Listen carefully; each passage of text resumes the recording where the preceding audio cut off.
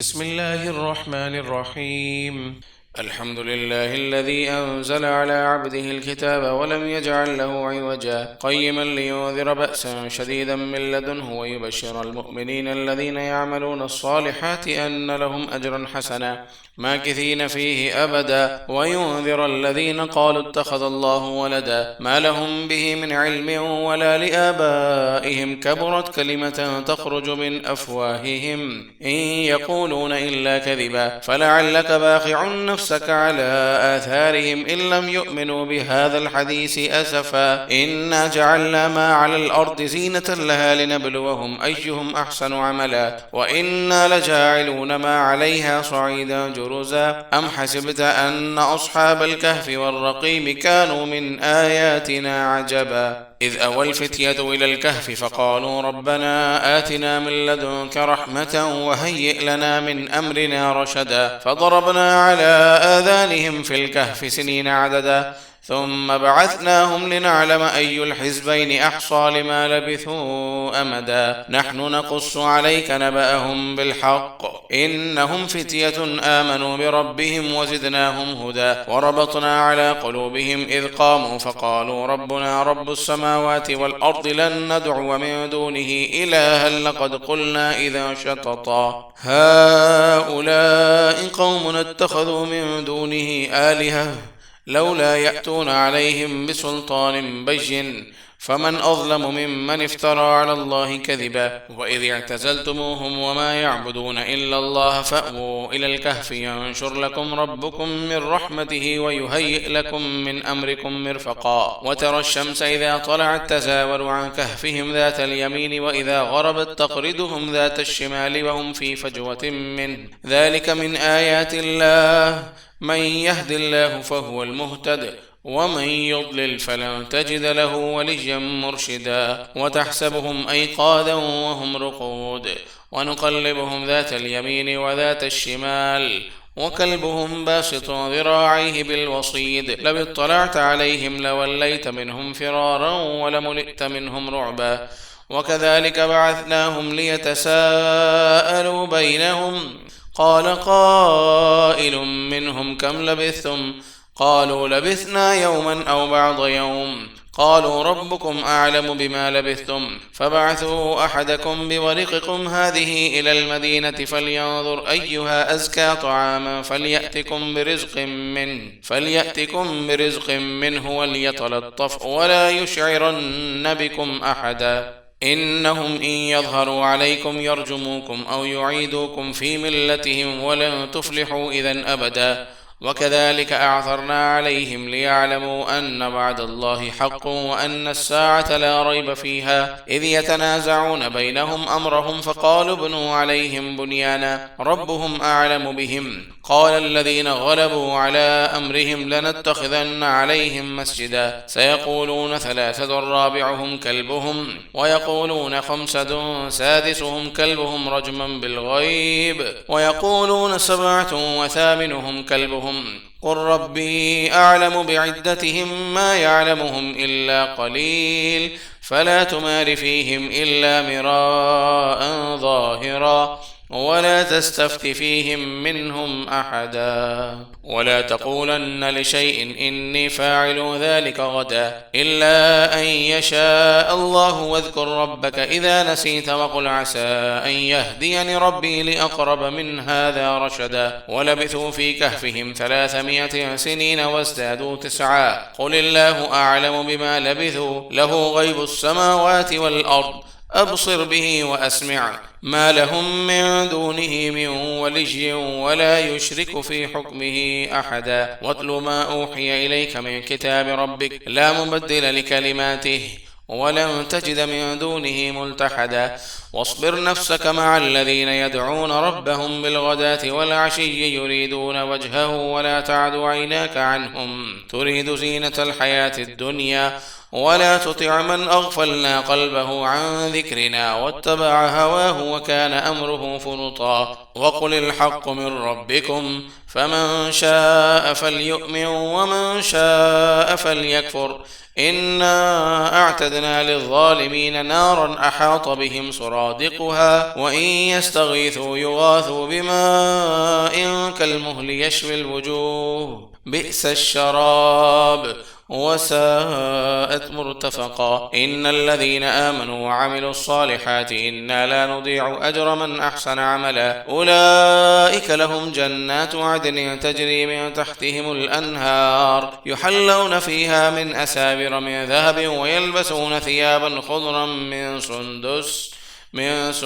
واستبرق متكئين فيها على الأرائك نعم الثواب وحسنت مرتفقا واضرب لهم مثل الرجلين جعلنا لأحدهما جنتين من أعناب وحففناهما بنخل وجعلنا بينهما زرعا كلتا الجنتين آتت أكلها ولم تظلم منه شيئا وفجرنا خلالهما نهرا وكان له ثمر فقال لصاحبه وهو يحاوره أنا أكثر منك مالا وأعز نفرا ودخل جنته وهو ظالم لنفسه قال ما أظن أن تبيد هذه أبدا وما أظن الساعة قائمة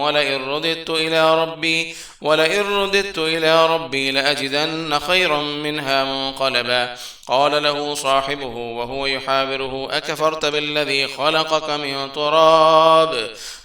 من تراب ثم من نطفة ثم سواك رجلا لكن هو الله ربي ولا أشرك بربي أحدا ولولا إذ دخلت جنتك قلت ما شاء الله لا قوة إلا بالله إن ترني أنا أقل منك مالا وولدا فعسى ربي أن يؤتيني خيرا من جنتك ويرسل عليها حسبانا من السماء فتصبح صعيدا زلقا أو يصبح ماؤها غورا فلن تستطيع له طلبا وأحيط بثمره فأصبح يقلب كفيه على ما أنفق فيها وهي خاوية على عروشها ويقول يا ليتني لم أشرك بربي أحدا ولم تكن له فئة ينصرونه من دون الله وما كان منتصرا هنالك الولاية لله الحق هو خير ثوابا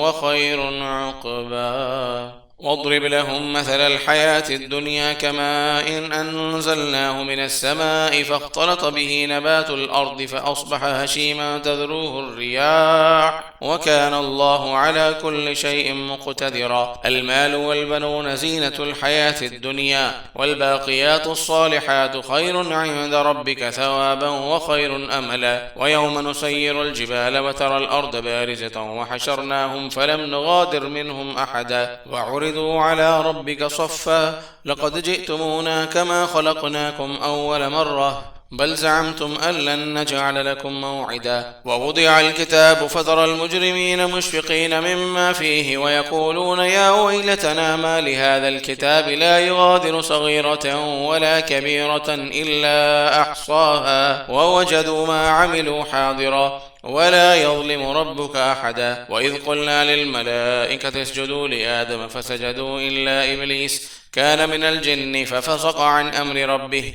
أفتتخذونه وذريته أولياء من دوني وهم لكم عدو بئس للظالمين بدلا ما أشهدتم خلق السماوات والأرض ولا خلق أنفسهم وما كنت متخذ المضلين عضدا ويوم يقول نادوا شركائي الذين زعمتم فدعوهم فلم يستجيبوا لهم وجعلنا بينهم موبقا ورأى المجرمون النار فظنوا أنهم مواقعها ولم يجدوا عنها مصرفا ولقد صرفنا في هذا القرآن للناس من كل مثل وكان الإنسان أكثر شيء جدلا وما منع الناس أن يؤمنوا إذ جاءهم الهدى ويستغفروا ربهم إلا أن تأتيهم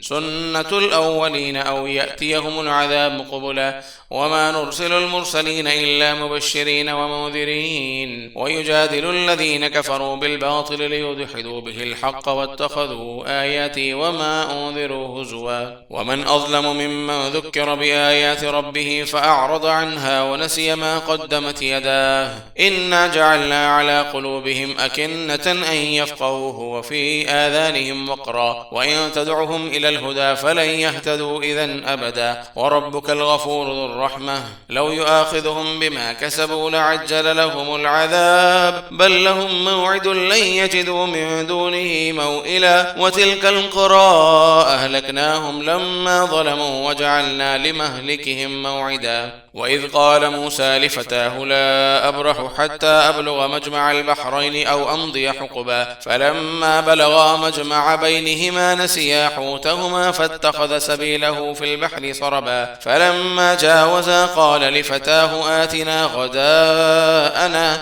لقد لقينا من سفرنا هذا نصبا قال أرأيت إذ أوينا إلى الصخرة فإني نسيت الحوت وما أنسانيه إلا الشيطان أن أذكره واتخذ سبيله في البحر عجبا قال ذلك ما كنا نبغي فارتدا على آثارهما قصصا فوجدا عبدا من عبادنا آتيناه رحمة من عندنا وعلمناه من لدنا علما قال له موسى هل أتبعك على أن تعلمني مما علمت رشدا قال إنك لن تستطيع معي صبرا وكيف تصبر على ما لم تحط به خبرا قال ستجدني إن شاء الله صابرا ولا أعصي لك أمرا قال فإن اتبعتني فلا تسألني عن شيء حتى أحدث لك منه ذكرا فانطلقا حتى إذا ركبا في السفينة خرقها قال أخرقتها لتغرق أهلها لقد جئت شيئا إمرا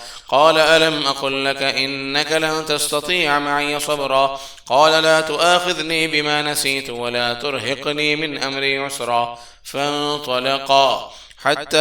إذا لقيا غلاما فقتله قال أقتلت نفسا زكية بغير نفس لقد جئت شيئا نكرا